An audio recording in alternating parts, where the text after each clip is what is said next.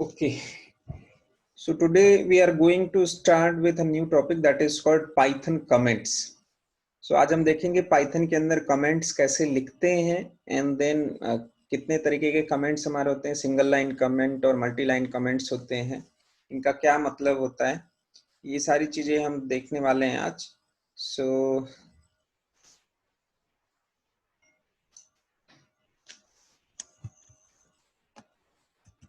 क्या होता है, comments can be use to explain Python code. कहीं पे भी दूसरी लैंग्वेजेस में भी आपने पढ़ा है कि जब भी हम कोई प्रोग्रामिंग लैंग्वेज पढ़ते हैं तो वहाँ कमेंट का ऑप्शन होता है, कमेंट होते हैं वहाँ पे. सो कमेंट बेसिकली हम इसीलिए यूज करते हैं कि पाइथन के कोड को एक्सप्लेन कर सकें.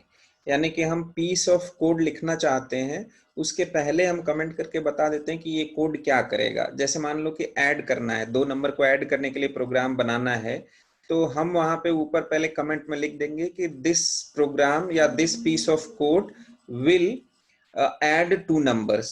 फिर उसके बाद सपोज दैट हमें डेट ऑफ बर्थ कैलकुलेट करने के लिए कोई प्रोग्राम बनाना है, तो उसके पहले हम एक कमेंट डाल देंगे कि this program will calculate the date of birth of any person. Salary calculate करने के लिए कोई प्रोग्राम हम बना रहे हैं तो उसके ऊपर हम कमेंट लिख देते हैं कि this program will calculate the salary. ये इसलिए करते हैं, कमेंट क्यों लिखे जाते हैं, क्योंकि जनरली हमें तो, हम अगर प्रोग्राम करते हैं, अपना कोडिंग करते हैं, तो हमें समझ में आ जाता है कि हमने कहाँ पे क्या किया हुआ है. लेकिन जब हम कंपनी में काम करने जाते हैं, किसी बिग ऑर्गेनाइजेशन में काम करने जाते हैं, उस केस में क्या होता है कि कुछ दिन तक हम उस सॉफ्टवेयर के ऊपर या उस प्रोडक्ट के ऊपर काम करते हैं, उसके बाद हो सकता है हमने कंपनी छोड़ दी, अब कोई नया बंदा आया, आप प्रोग्राम करके गए हो, वहां पे आपने कमेंट नहीं लगाया कि ये कोड क्या करेगा. नया बंदा जब आएगा तो उसको समझ में नहीं आएगा कि ये कोड किस लिए लिखा गया है, उसको बहुत टाइम देना पड़ेगा और हो सकता है उसको समझने में बहुत मुश्किल आए कि ये पीस ऑफ कोड क्या करेगा, अगला पीस ऑफ कोड क्या करेगा. सो कमेंट इसलिए बनाए जाते हैं कि अगला कोई बंदा जो आ रहा है, आपकी जगह रिप्लेस करके आपको आ रहा है, या आप चले गए हो उसकी जगह पे आ रहा है, उस केस में वो कोड को समझ पाए. या कभी कभी ऐसा होता है कि एक प्रोजेक्ट पे कोई काम कर रहा होता है, उसको उस प्रोजेक्ट से हटा के कंपनी में ही दूसरे प्रोजेक्ट में डाल देते हैं, उस प्रोजेक्ट पे कोई और नई टीम काम करने लगती है, तो जो नए लोग आ रहे हैं उसको, उनको भी आपके कोड समझ में आते रहे, इसीलिए हम पाइथन कमेंट्स का यूज करते हैं. सो पाइथन कोड को एक्सप्लेन करने के लिए पाइथन कमेंट्स यूज किए जाते हैं. नेक्स्ट थिंग है, नेक्स्ट पॉइंट है, comments can be use to make the code more readable. Code की रीडेबिलिटी बढ़ाता है, कोड को पढ़ के हम समझ सकते हैं कि इसका मतलब क्या है. Comments can be use to prevent execution when testing code. जब हम इंटरप्रेटर, जब हम पाइथन का यूज करते हैं तो हम देखते हैं कि लाइन बाय लाइन एग्जीक्यूशन होता है, लेकिन वहां भी जैसे एक इनपुट जो हमारा बॉक्स है उसके अंदर जब हम अपना टेक्स्ट एंटर कर रहे होते हैं, अपने कोड लिख रहे होते हैं, तो मल्टी लाइन का प्रोग्राम एक ही टेक्स्ट इनपुट बॉक्स में डाल सकते हैं. सो उस समय कभी कभी हमें ऐसा होता है कि कुछ पीस ऑफ प्रोग्राम रन किया और कुछ नहीं किया, मतलब वो पूरा प्रोग्राम रन नहीं किया. फिर हम क्या करते हैं, कमेंट बना देते हैं, जहां पे हमें सस्पिशन होता है कि ये प्रोग्राम नहीं रन कर रहा है या प्रोग्राम में प्रॉब्लम आ रही है, उसको कमेंट बना देंगे. या फिर जो एग्जीक्यूट कर रहा है उसको कमेंट बना देंगे कि चलो इसका रिजल्ट तो आ रहा है तो इसको कमेंट बना देते हैं, बाकी को चेक करते हैं कि बाकी एग्जीक्यूट कर रहा है कि नहीं कर रहा है. सो जो कोड है उसको टेस्ट करने के लिए भी हम कमेंट का यूज करते हैं. जिस चीज को, जिस लाइन को कमेंट बना देंगे वो एग्जीक्यूट नहीं करेगा, जिस स्टेटमेंट को हम कमेंट बना देंगे वो इंटरप्रेटर, जो पाइथन का इंटरप्रेटर है, उसके पास एग्जीक्यूशन के लिए भेजा नहीं जाता है. ठीक है, कमेंट को ओमिट कर दिया जाता है. आप कैसे कमेंट क्रिएट करेंगे, क्रिएटिंग अ कमेंट में फर्स्ट एक हैश साइन लगाते हैं, comment starts with a hash sign and Python will ignore them. Python का इंटरप्रेटर उसको इग्नोर कर देता है, उसको रीड ही नहीं करता है. ठीक है, कैसे लिखेंगे, एग्जांपल हमारे पास है, हैश लगाएंगे and this is a comment, ऐसा लिख दिया, और सपोज दैट उसके बाद हमने एक कमांड दिया, प्रिंट स्टेटमेंट दिया, print hello world. So this is a comment. जब ये पाइथन के पास जाएगा हैश वाला सिंबल, तो जैसे ही पाइथन का इंटरप्रेटर चेक करेगा कि यहाँ पे हैश लिखा हुआ, उसके बाद कुछ लिखा हुआ है, तो वो कहेगा अरे यार, इसको मुझे एग्जीक्यूट करने की जरूरत नहीं है, इसको कन्वर्ट नहीं करना है, इसको छोड़ दो ऐसे ही, इसको छोड़ दिया जाता है. एंड देन वो चलाएगा प्रिंट स्टेटमेंट पे, और प्रिंट में जो कुछ भी लिखा है उसको एज आउटपुट डिस्प्ले करा देगा। ठीक है। अब comments can be placed at the end of line and Python will ignore the rest of the line. Comments को अभी हमने देखा, इसके पहले वाले एग्जांपल में क्या था कि कमेंट हमारा स्टार्टिंग में यहाँ पे ऐसा हमने कमेंट स्टार्टिंग में रखा था और उसके बाद हमने अपना कोड लिखना शुरू किया था। हम ऐसा भी कर सकते हैं कि ये कोड लिखें, यहाँ पे प्रिंट लिखा हुआ है हेलो वर्ल्ड, और उसके बाद उसके बगल में हम उसके राइट साइड में यहाँ पे हम अपना कमेंट ऐड कर दें। सो उससे क्या होगा कि इससे भी पता चल जाएगा कि ये लाइन क्या करती है। तो हम कमेंट को ऊपर भी लिख सकते हैं, हम कमेंट जो है कोड लिखने के बाद भी लिख सकते हैं, हम उसके राइट साइड वे में भी लिख सकते हैं।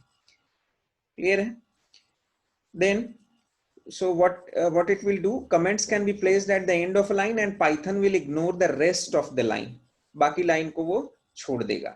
एग्जाम्पल कैसे करेंगे ये देखो, print hello word, print hello word हमने लिखा और उसके राइट साइड में हमने लिख दिया this is a comment, hash symbol लगा दिया। सो हेलो वर्ड तो प्रिंट होगा, लेकिन उसके आगे दिस इज अ कमेंट है, ये दूसरा स्टेटमेंट है, लेकिन उसके आगे हैश लगा हुआ है तो इसको प्रिंट नहीं करेगा। ठीक है। Then comments does not have to be text to explain the code. It can also be used to prevent Python from executing code. So ऐसा कभी कभी हो सकता है कि हमने लिखा, सपोज दैट एक वेरिएबल बनाया x इक्वल टू 10, एक वेरिएबल डिक्लेयर किया x और उसमें वैल्यू असाइन कर दी 10 x इक्वल टू 10। अब हम चाहें तो इसको x इक्वल टू 10 के आगे, क्योंकि ये तो कोड है और ये स्ट्रिंग नहीं है, ठीक है, स्ट्रिंग या टेक्स्ट नहीं है, ये एक हमारा असाइनमेंट है, वेरिएबल डिक्लेरेशन है और उस वेरिएबल डिक्लेरेशन में हम वैल्यू असाइन कर रहे हैं। तो ये एक स्टेटमेंट हुआ पाइथन का। इसके आगे हम हैश लगा देंगे, अगर x के आगे अगर हैश लगा दिए, इसका मतलब क्या होगा कि ये प्रोग्राम जो है वो एग्जीक्यूट नहीं होगा। इसको हमने क्या कर दिया, टेस्ट करने के लिए रखा कि x इक्वल टू 10, हमें पता है कि x इक्वल टू 10 में 10 तो x को असाइन होगा, उसमें कोई प्रॉब्लम नहीं है, तो उसको कमेंट बना दो, इसको चेक करने की जरूरत नहीं है। कभी कभी प्रोग्राम टेस्ट जब करते हैं, कहीं पे प्रॉब्लम किसी प्रोग्राम में होती है तो हम इस तरीके से कमेंट्स लगाते हैं। एग्जाम्पल क्या है देखो, यहाँ पे हमने लिखना है प्रिंट और उसके अंदर पैरेंथेसिस में हेलो वर्ल्ड और उसके आगे लगा दिया हैश। सो ये वाला प्रिंट जो है वो क्या हो गया, हेलो वर्ल्ड, इसको हमने क्या बना दिया, कमेंट बना दिया, यानी कि अब ये एग्जीक्यूट नहीं होगा। और उसके आगे फिर हमने लिखा प्रिंट और पैरेंथेसिस के अंदर लिख दिया चीयर्स मेट। सो ये वाला प्रिंट तो एग्जीक्यूट होगा, स्क्रीन पे हमारे चीयर्स मेट लिख के आएगा, लेकिन ये वाला प्रिंट जो हेलो वर्ल्ड वाला है वो एग्जीक्यूट नहीं होगा, इसको पाइथन का जो इंटरप्रेटर है वो इसको ऑमिट कर देगा। ठीक है। सो अभी तक हमने जो कमेंट्स देखे हैं वो सिंगल लाइन कमेंट थे। सिंगल लाइन कमेंट को स्टार्टिंग में कोड लिखने के ऊपर लिख सकते हैं, कोड लिखने के बाद लिख सकते हैं, या कोड जो लिखा उसके राइट साइड में लिख सकते हैं, लेकिन एक ही लाइन का कोड वो होगा। कभी कभी हमें ऐसी जरूरत पड़ती है कि हमें पूरे पीस ऑफ कोड को कमेंट बनाना पड़ता है, या कोई हम डिक्लेरेशन ही देना चाहते हैं, कुछ और लिखना चाहते हैं, 4-5 लाइन में, एक लाइन से ज्यादा लाइन में लिखना चाहते हैं, तो इसके लिए हम मल्टी लाइन कमेंट बनाते हैं। ठीक है। So multi-line comments, Python does not really have a syntax for multi-line comment. Multiline comment के लिए कोई स्पेसिफिक सिंटैक्स नहीं है, हम केवल डबल कोट्स का यूज करते हैं। To add a multiline comment you could insert a hash for each line, या तो जितने लाइन, 5 लाइन का मान लो आपने कमेंट बनाना है तो हर लाइन के आगे हैश हैश जुड़ते जाओ, तो हर लाइन के आगे हैश लग जाएगा तो वो लाइन कमेंट बन जाएगी। तो इसमें क्या होगा, आपको ज्यादा एफर्ट करना पड़ेगा, 5 बार आपको, अगर 5 लाइन का कोड है उसको आप कमेंट में कन्वर्ट करना चाहते हो तो 5 टाइम्स आपको हैश टाइप करना पड़ेगा। तो उससे अच्छा एक दूसरा ऑप्शन हमारे पास, पहले इसको देख लेते कैसे लिखते हैं। जैसे हमने दिस इज अ कमेंट, इस लाइन को कमेंट बनाया तो उसके आगे हैश लिख दिया, फिर रिटन इन है उसको कमेंट बनाना है तो उसके आगे हैश लिख दिया, फिर मोर देन जस्ट 1 लाइन इसको कमेंट बनाना है तो इसके आगे हैश लिख दिया। यानी कि ये मल्टी लाइन कमेंट हो गया, 3 लाइन थी हमारे और तीनों लाइन को पूरा हमने कमेंट बना दिया। अब उसके बाद हमने लिखा प्रिंट हेलो वर्ड। सो ये तीनों लाइन तो एग्जीक्यूशन में नहीं जाएगी, प्रिंट हेलो वर्ड यानी कि स्क्रीन पे हेलो वर्ड प्रिंट हो जाएगा। देन दूसरा तरीका जो है कमेंट का वो ये है कि you can add a multi line string or triple quotes in your code and place your comment inside it. यानी कि ट्रिपल कोट्स लगाएंगे, एक तो सिंगल कोट होता है, एक डबल कोट होता है, एक ट्रिपल कोट लगाएंगे, सिंगल सिंगल, और उसके बाद जो भी हमें कमेंट में डालना है वो सारी चीजें लिख देंगे। तो एक ओपनिंग कोट होगा, ट्रिपल कोट एक ओपनिंग होगा, उसके बाद हमारा जो भी लाइंस होंगी वो होंगी, और उसके बाद फिर क्लोजिंग ट्रिपल कोट होगा। तो ओपनिंग ट्रिपल कोट और क्लोजिंग ट्रिपल कोट के बीच में जो भी लाइंस हम लिखेंगे वो सारी की सारी कमेंट बन जाएंगी। एग्जाम्पल देखते हैं। एग्जाम्पल हमारे पास जो है वो ये है, this is a comment written in more than just one line. ऐसा ही हमने इसके पहले वाले एग्जाम्पल में भी किया था, लेकिन उसमें तीनों लाइंस में हमें हैश लगाना पड़ा था। यहाँ पे हमने क्या किया है, ये this is a comment written in more than just one line, इसके पहले हमने क्या लगाया है, ट्रिपल कोट्स लगाया है। ओपनिंग ट्रिपल कोट इसको बोलते हैं, और फिर लास्ट में हमने क्लोजिंग ट्रिपल कोट लगाया है। सो यहाँ पे आप डबल कोट्स भी रख सकते हो और सिंगल कोट भी रख सकते हो, दोनों वर्क करता है। ठीक है। सो यहाँ पे हमने double quotes, 3 double quotes use किए हैं, यहाँ 1 2 एंड 3 डबल कोट्स यहाँ है, और फिर इसको क्लोज किया है, 3 डबल कोट्स यहाँ है। इसके बाद हम अपना नॉर्मल जो भी स्टेटमेंट देना चाहें वो देख सकते हैं। तो ये जो कमेंट है वो ऑमिट हो जाएगा, ये एग्जीक्यूशन में नहीं जाएगा, और उसके आगे जो कुछ भी स्टेटमेंट लिखा है वो एज यूजुअल एग्जीक्यूशन के लिए जाएगा। ठीक है। सो यहां तक क्लियर है सभी को? Any doubt? No sir. किसी को कोई डाउट है? सो ठीक है। सपोज दैट हमने क्या लिखा, यहाँ पे हमने लिखा x equal to 10, x equal to 10 है। नीचे हम क्या करेंगे, इसको प्रिंट करा देते हैं, प्रिंट x। ठीक है। अब इसको शिफ्ट एंटर करके एग्जीक्यूट कराएंगे तो हमारा 10 प्रिंट हो जाएगा, 10 हमने असाइन कर दिया है। अब मैं चाहता हूं कि प्रोग्राम लिखने लगा और मुझे लगा कि ये x इक्वल टू 10 को कमेंट बनाते देते हैं अभी। तो कमेंट बनाने के लिए हम क्या करेंगे, इसके आगे एक हैश सिंबल लगा देंगे। हैश सिंबल लग गया। अब इसका एग्जीक्यूट करते हैं, शिफ्ट इंटर, यहाँ पे लिख देते हैं फिर से प्रिंट x और शिफ्ट इंटर। सो अभी भी ये प्रिंट x को एग्जीक्यूट कर रहा है। क्यों? क्योंकि कोई बता सकता है क्यों ऐसा हो रहा है? सर क्योंकि x की मेमोरी एक बार में पहले मतलब सर x में 10 आ चुका है, तो अब सर उसमें वो सेव हो गई है। बिल्कुल बिल्कुल। ये तो या तो आप सब प्रिंट स्टेटमेंट में कमेंट कर। हाँ बिल्कुल बिल्कुल।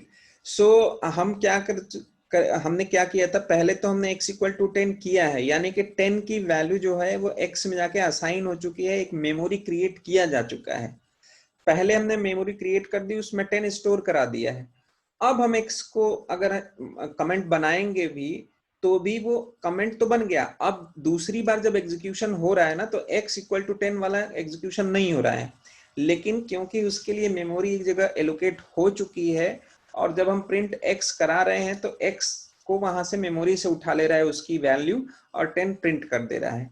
लेकिन सपोज दैट अब यहाँ पे मैं फिर से एक हैश लगा दूं, प्रिंट के आगे हैश लगा दूं, और अब एग्जीक्यूट करना चाहूं प्रोग्राम को, शिफ्ट इंटर किया, यहां भी इसको भी मैं हैश बना दूं, तो जब इसको शिफ्ट एंटर किया यहाँ पे तो देखो कुछ भी एग्जीक्यूशन नहीं हुआ।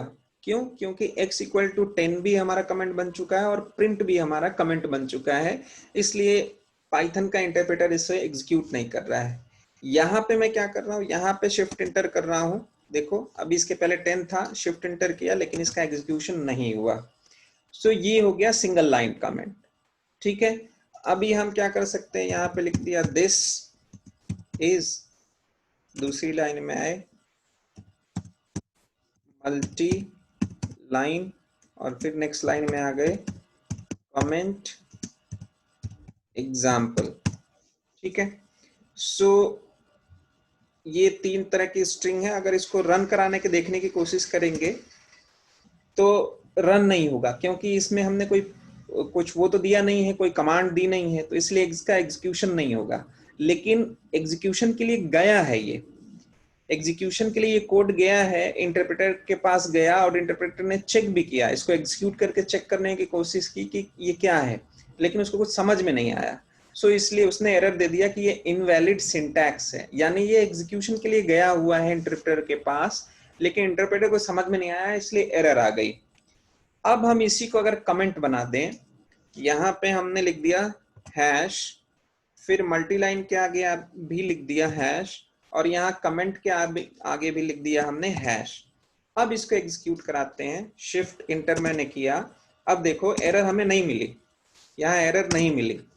ठीक है, क्यों? क्योंकि इसका एग्जीक्यूशन हुआ ही नहीं, इंटरप्रेटर के पास गया तो, लेकिन उसने एग्जीक्यूट नहीं किया, उसको समझ में आ गया कि ये तो भैया कमेंट है, इसके आगे ये लगा है सिंबल, और ये क्या करेगा, ये इसे हमें एग्जीक्यूट नहीं करना है।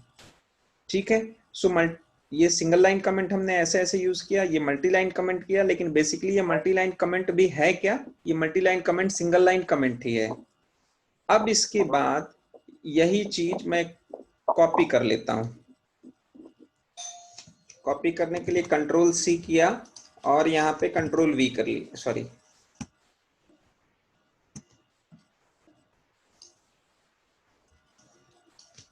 Control C control we.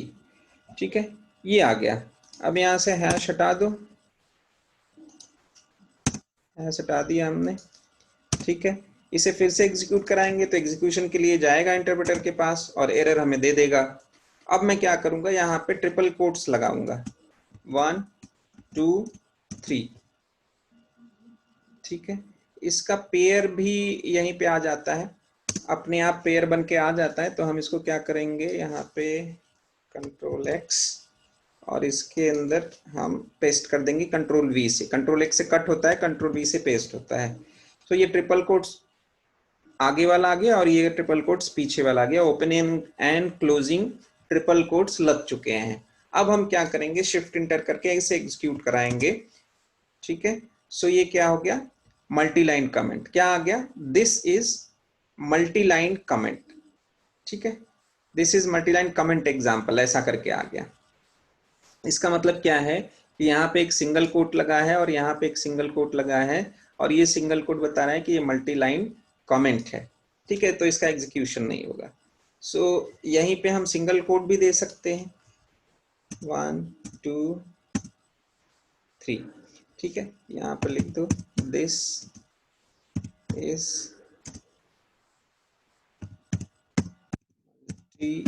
Line and COW।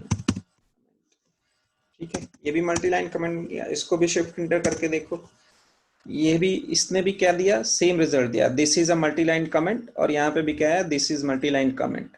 ठीक है, सो सेम एग्जीक्यूशन हुआ सेम टाइप से, यानी कि डबल ट्रिपल कोट्स में भी लिखोगे तो मल्टी लाइन कमेंट बन जाएगा, और सिंगल कोट में भी लिखोगे तब भी ये मल्टी लाइन कमेंट बन जाएगा। और इंटरप्रेटर को इसका मतलब पता है, कंपाइलर का इंटरप्रेटर को पता है कि इस तरीके से सिंगल या डबल सॉरी ट्रिपल कोट्स में या सिंगल कोट्स में आप लिख रहे हो, ट्रिपल सिंगल कोट्स में, तो इसका मतलब ये कमेंट है, तो इसके लिए कुछ एरर देने की जरूरत नहीं है। ठीक है, सो इतना क्लियर हो गया। ठीक है, सो डेटा टाइप की बात करें,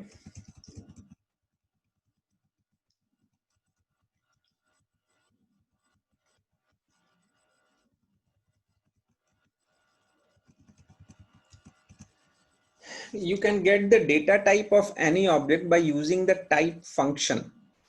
हमें अगर किसी भी वेरिएबल का डेटा टाइप पता करना है, जैसे हमने डिक्लेयर किया था x और इक्वल टू 10 दिया था। अब मुझे कहीं पे प्रोग्राम में बहुत सारे मल्टी लाइन ऑफ प्रोग्राम हमने लिख लिया है, और लास्ट में हमें कहीं पता करना है कि x में इंटीजर वैल्यू हमने स्टोर करी है या फ्लोट करी है या स्ट्रिंग टाइप की करी है। तो अगर हमें पता करना होगा तो हम एक टाइप मेथड है, टाइप फंक्शन है, इसका यूज करते हैं और इसके अंदर वेरिएबल डाल देंगे। तो ये क्या करेगा, उस वेरिएबल का डेटा टाइप हमें रिटर्न करेगा। ठीक है, example, print the data of the variable x। x variable का डेटा हमें प्रिंट करना है, तो x इक्वल टू 5, x के अंदर हमने 5 स्टोर करा लिया। अब हम क्या करने जा रहे हैं, पहले प्रिंट करना है तो प्रिंट तो बाद में होगा, पहले हम टाइप लिखेंगे, टाइप फंक्शन, उसके अंदर हम जिस भी वेरिएबल का डेटा टाइप पता करना होगा उस वेरिएबल को उसके अंदर डाल देंगे, तो टाइप एक्स, ठीक है। और ये अब जो भी इसका टाइप होगा, इंटीजर या कैरेक्टर या फ्लोट जो भी, वो प्रिंट करके दे देगा स्क्रीन पे, ठीक है। ये इज देयर एनी क्वेश्चन? कोई पूछ रहा था कुछ? Someone is asking something? No sir. Okay, so इस तरीके से हम किसी वेरिएबल का डेटा टाइप पता कर सकते हैं। कभी भी क्या, जनरली जब हम बड़ा प्रोग्राम बनाते हैं तो हमें कंफ्यूजन हो जाता है कि हमने उस x में या y में या डेटा सेट कहीं से अगर उठा रहे हैं। एक्चुअली जब हम पाइथन में मशीन लर्निंग के एल्गोरिथम का इम्प्लीमेंटेशन करते हैं उस समय हम डेटा सेट लेते हैं। डेटा सेट हमें मतलब CSV फाइल या एक्सेल फाइल कहीं बाहर से मिलती है, उसमें बहुत सारे डेटा होते हैं। अब वो डेटा कैसा है उसको पता करने के लिए हमें इस टाइप फंक्शन की रिक्वायरमेंट होती है। जब हम अपना एक्चुअल कोड लिखते हैं मशीन लर्निंग के लिए, आर्टिफिशियल इंटेलिजेंस प्रोडक्ट बनाने के लिए, डीप लर्निंग के लिए या नेचुरल लैंग्वेज प्रोसेसिंग के लिए, तो उस केस में हमें डेटा का स्ट्रक्चर पता ही नहीं होता कि उसमें डेटा किस तरह का है। तो हम पहले इसको पता कर लेते हैं कि हमारे पास इस कॉलम में किस तरह का डेटा है, दूसरे कॉलम में किस तरह का डेटा है, और उसके हिसाब से फिर हम उसका एग्जीक्यूशन करते हैं, ठीक है। सो ये उसका यूज है। अब हम देखते हैं बिल्ट इन डेटा टाइप्स हमारे पास कौन कौन से हैं। सो प्रोग्रामिंग में डेटा टाइप, हर प्रोग्रामिंग लैंग्वेज में हम देखते हैं सबके अपने आप अलग अलग डेटा टाइप्स होते हैं। यहाँ भी कुछ कॉमन है, कुछ डिफरेंट है।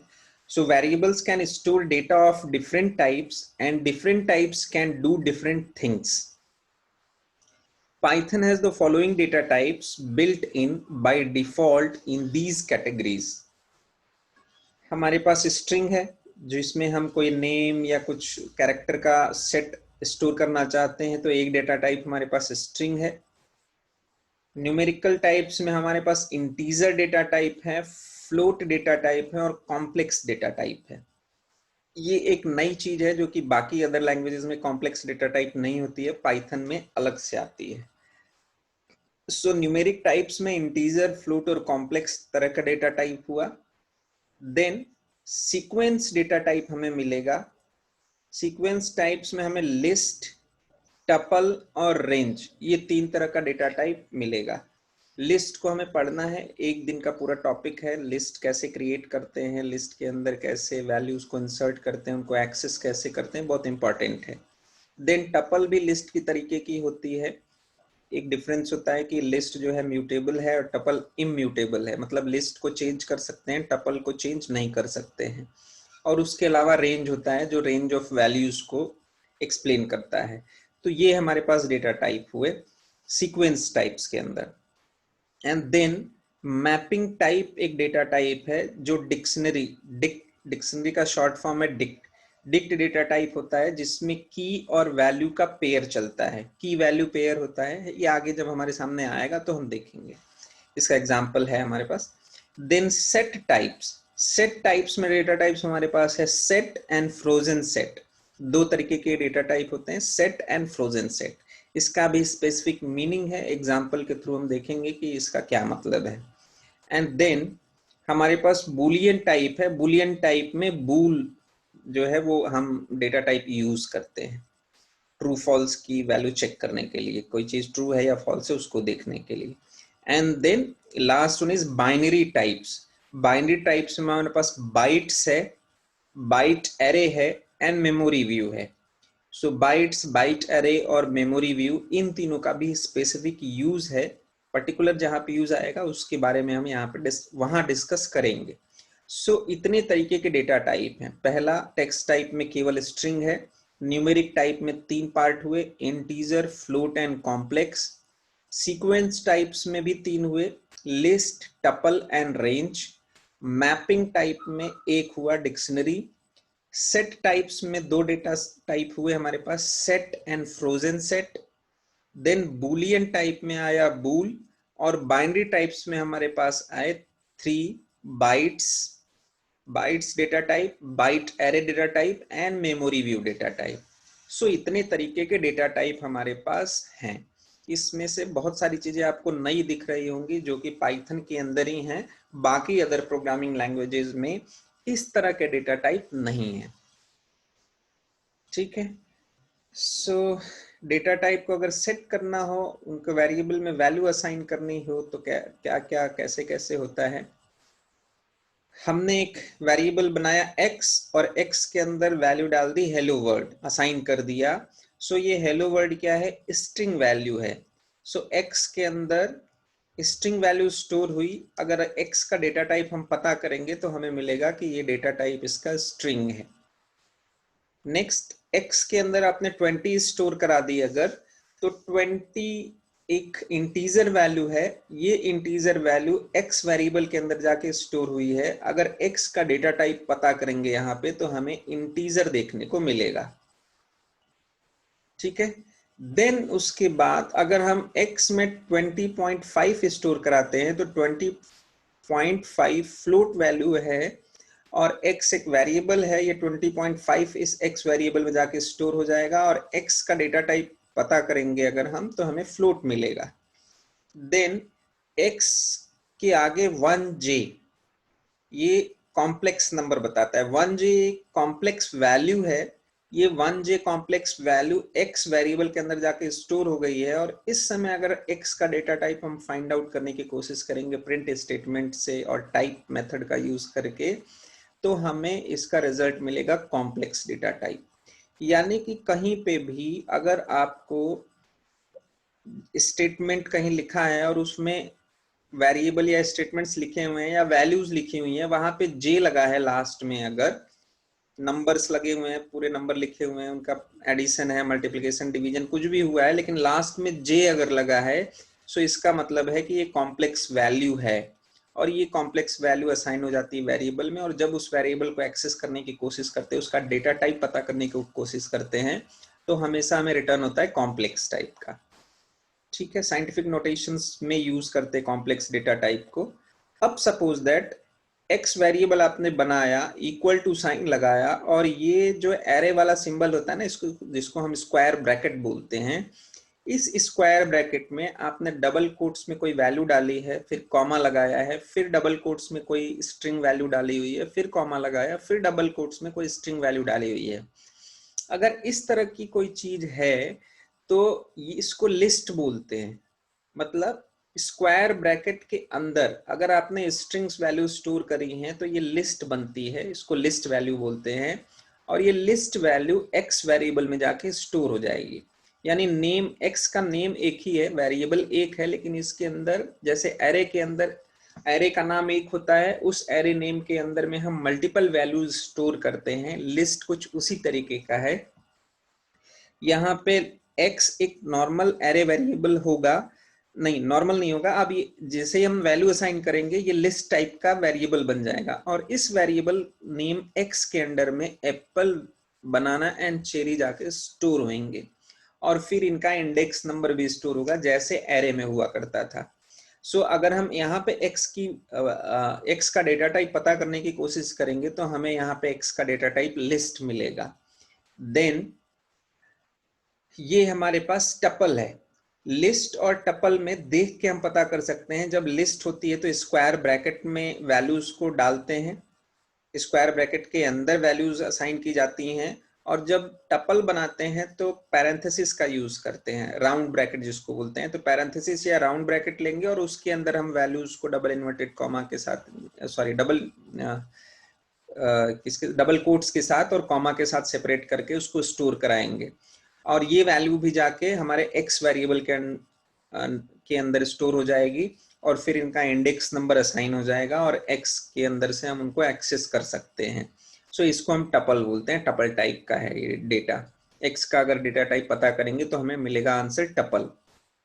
देन रेंज फंक्शन है, रेंज के अंदर 6 डालेंगे तो रेंज 6, इसकी वैल्यू x के अंदर जाके स्टोर हो जाएगी और x के अंदर एक रेंज वैल्यू आ जाएगी।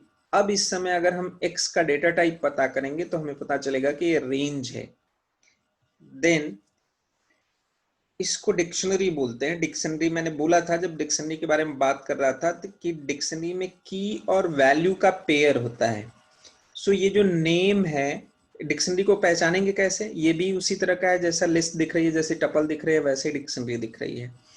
डिक्शनरी का रिकॉग्निशन क्या है कि इसके आगे करली ब्रेस लगा होगा। डिक्शनरी जब ओपन होती है तो करली ब्रेस लगा होगा, जब क्लोज होगी तो करली ब्रेस लगा होगा। यानी कि कहीं पे भी कहीं सीरीज ऑफ स्टेटमेंट्स या सीरीज ऑफ स्ट्रिंग्स लिखी हुई हैं और उसके आगे करली ब्रेस लगा हुआ है ओपनिंग एंड क्लोजिंग, तो हम समझ जाएंगे कि डिक्शनरी टाइप का डेटा है। डिक्शनरी टाइप का डेटा है। अब डिक्शनरी के अंदर ये जो नेम है इसको की बोलते हैं। अगर आपको अभी बहुत समझ में नहीं आ रहा है तो दिमाग पे जोर देने की जरूरत नहीं है, जब इसका एक्चुअल यूज आएगा वहां पे हमें बहुत आसानी से क्लियर हो जाएगा। बस अब अभी आप इंट्रोड्यूस हो रहे हो उससे। सो नेम को हम बोलेंगे की, और ये जॉन उस की वैल्यू है। यानी कि ये नेम की हो गया और ये जॉन वैल्यू हो गया, तो ये की और वैल्यू का पेयर हो गया, ये एक पेयर हुआ। उसके बाद कॉमा लगा हुआ है, ठीक है। यानी कि एक की और उसकी वैल्यू का पेयर यहाँ कॉमा के पहले खत्म हो गया। उसके बाद दूसरा की वैल्यू पेयर स्टार्ट हुआ, एज। सो एज क्या है यहाँ पे? की है। और 36 क्या है? इसका वैल्यू है। सो की डबल इन्वर्टेड कॉमा में है और उसके बाद कॉलन लगा है, इसको कॉलन सिंबल बोलते हैं। इसके राइट साइड में कोई वैल्यू देते हैं, तो जो वैल्यू देते हैं इसको वैल्यू बोलते हैं। वैल्यू के पहले जो चीज होती है उसको की बोलते हैं उसका। सो डिक्शनरी में की और वैल्यू का इस तरीके से पेयर बनता है। सो ये डिक्शनरी डेटा टाइप है। देन सेट डेटा टाइप आता है। सेट डेटा टाइप और डिक्शनरी में का जो ओपनिंग एंड क्लोजिंग है वो सेम है। मतलब यहाँ सेट के अंदर करली ब्रेस ओपनिंग है और क्लोजिंग ब्रेस भी है, ठीक है। सो ओपनिंग एंड क्लोजिंग करली ब्रेस के अंदर हमने चीजों को लिखा हुआ है। सेम वैसे ही लिखा है जैसे लिस्ट के अंदर लिखा था, जैसे टपल के अंदर लिखा था। डिफरेंस डिक्शनरी और सेट में क्या है कि यहाँ पे की वैल्यू नहीं है, सॉरी की नहीं है, वैल्यू तो है। वैल्यू हमने दिया हुआ है यहाँ पे डबल इन्वर्टेड कॉमा में, सेपरेट किया है कॉमा से, लेकिन यहाँ पे कोई की नहीं है। जैसे नेम और एज यहाँ डिक्शनरी के अंदर की थी, वो की यहाँ पे नहीं रहेगी। जो भी हम वैल्यू देना चाहते हैं वो वैल्यू यहाँ पे रहेगी, separated with comma symbol, but separated with comma symbol, but there is absence of key value, and there is opening curly brace and closing curly brace same as in dictionary, ठीक है। तो इसको हम set बोलेंगे। इस तरह से कोई चीज मिलेगी तो इसको सेट बोलेंगे। ये सारी एप्पल, बनाना और चेरी एक्स वेरिएबल के अंदर जाके स्टोर हो जाएगा। एक्स का डेटा टाइप पता करेंगे तो हमें डेटा टाइप उसका सेट मिलेगा। नेक्स्ट है हमारे पास एक्स। अगर एक वेरिएबल हमने बनाया है उसके अंदर कोई ट्रू या फॉल्स वैल्यू हमें स्टोर करानी है, सो ट्रू या फॉल्स जब भी हमने किया तो ये क्या हो गया? बूल टाइप की वैल्यू हो गई। और अगर इस x का डेटा टाइप हम पता करेंगे तो हमें बूल इसका डेटा टाइप मिलेगा। नेक्स्ट है हमारे पास b, और उसके बाद हम डबल इन्वर्टेड कॉमा में हेलो लिखते हैं। सो अगर हमने ऐसा x के आगे इक्वल टू सिंबल लगाया और उसके बाद b लिखा और b के बाद हेलो लिखा, तो इसको बोलते बाइट्स, ठीक है। एग्जैक्ट इसका मीनिंग क्या है प्रोग्राम में जहां पे यूज होगा वहां पे समझ में आएगा। अभी बस ये समझो कि कोई भी एक डबल कोट के अंदर कोई स्ट्रिंग लिखा हुआ हो और उसके पहले अगर b लिखा होगा तो हमको ये पता चल जाना चाहिए कि ये बाइट टाइप का डेटा है, ठीक है। बाइट्स टाइप का डेटा है। ये हेलो जाके x के अंदर स्टोर होगा, और अगर x का डेटा टाइप हम टाइप फंक्शन का यूज करके प्रिंट करने की कोशिश करेंगे तो उसका आउटपुट हमें मिलेगा बाइट्स। देन इसके बाद बाइट एरे हमारे पास है। बाइट एरे, और इसके अंदर हमने 5 डाला है। ये बाइट एरे 5 ये बाइट का एरे बनाता है। ये एक बाइट था, हेलो एक बाइट था, और जब हमें बाइट का एरे बनाना है तो बाइट एरे का यूज करते हैं और उसके अंदर 5 डालते हैं। सो x के अंदर बाइट एरे स्टोर हो गया है। अगर x का डेटा टाइप हम टाइप फंक्शन का यूज करके प्रिंट करने की कोशिश करेंगे, उसका आउटपुट लेने की कोशिश करेंगे, तो हमें आउटपुट मिलेगा बाइट एरे डेटा टाइप। उसके बाद हमारे पास मेमोरी व्यू डेटा टाइप है, मेमोरी व्यू, और इसके अंदर फिर बाइट्स, और बाइट्स के अंदर 5। सो मेमोरी व्यू, उसके अंदर बाइट्स, उसके अंदर 5 डाला है, ये सारी चीजें जाके स्टोर होंगी x के अंदर। और अगर यहाँ पे फिर से आगे हम x का डेटा टाइप पता करने की कोशिश करेंगे टाइप फंक्शन का यूज करके, सो हमें वहां पे डेटा टाइप मिलेगा memory view. Memory view byte array और बाइट्स का यूज स्पेसिफिकली जहां पे आएगा वहां पे हमें क्लियर हो जाएगा। अभी बस हम केवल इंट्रोड्यूस हो रहे हैं कि इतने तरीके के डेटा टाइप हमारे पास होते हैं। ठीक है, सो ये हो गया डेटा टाइप के बारे में बात। उसके बाद मतलब इसके पहले हमने क्या किया था, ये मेमोरी व्यू डेटा टाइप की बात हो गई। नेक्स्ट हमारे पास है फ्रोजन सेट की हमने बात की थी, frozen set.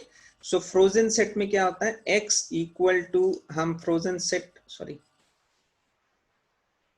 x equal to और उसके आगे फ्रोजन सेट फंक्शन लिखेंगे। फ्रोजन सेट एक मेथड होता है और उस फ्रोजन सेट के अंदर पैरेंथेसिस लगाएंगे, पैरेंथेसिस ओपन होगा, फिर पैरेंथेसिस क्लोज होगा। उस पैरेंथेसिस ओपन होने के बाद फिर कर्ली ब्रेस कर्ली ब्रेस लगाएंगे और उसके बाद डबल इन्वर्टेड कॉमा में अपने वैल्यू डालेंगे, फिर कॉमा लगाएंगे, फिर डबल इन्वर्टेड कॉमा में वैल्यू देंगे, फिर कॉमा लगाएंगे, फिर डबल इन्वर्टेड कॉमा में वैल्यू देंगे।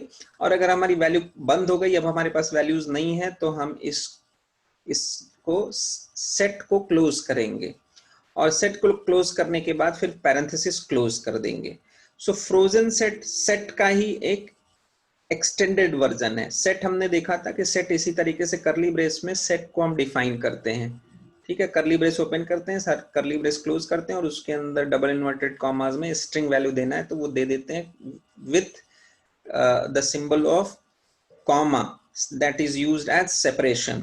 सो जो वैल्यूज इसके अंदर होती हैं कॉमा से सेपरेट होती हैं, सेट होता है और सेट को हम फ्रीज कर देते हैं तो फ्रोजन सेट हो जाता है। इसका भी पर्टिकुलर यूज जहां आएगा वहां पे हम देखेंगे। देन इसके बाद हम बात करते हैं पाइथन नंबर्स की। तो यहां तक अभी सभी को समझ में आ गया, कोई किसी को प्रॉब्लम